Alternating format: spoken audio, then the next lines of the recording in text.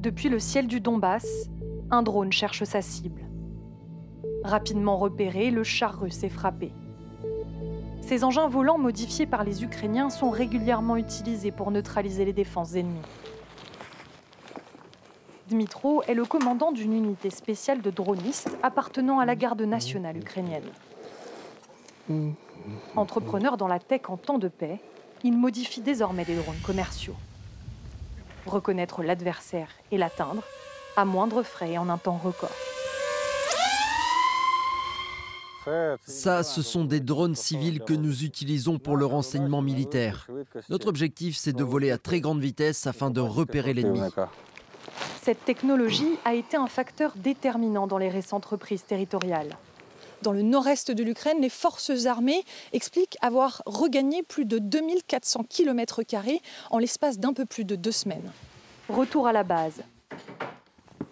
Ici, les drones modernes côtoient des stocks de munitions datant de l'ère soviétique.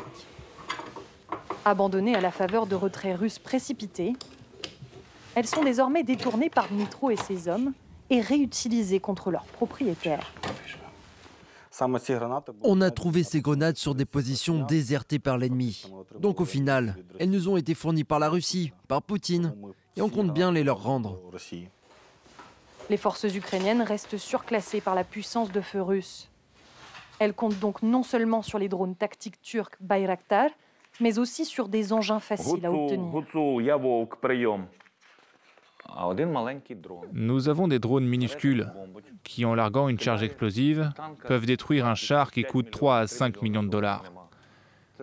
Concrètement, cela signifie que nous voyons et entendons mieux que la soi-disant deuxième plus grande armée du monde.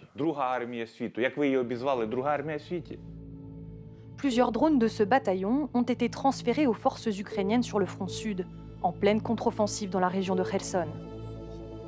Une guerre aérienne pour consolider les reconquêtes territoriales, aidée par des pilotes qui n'ont pas acquitté la terre ferme.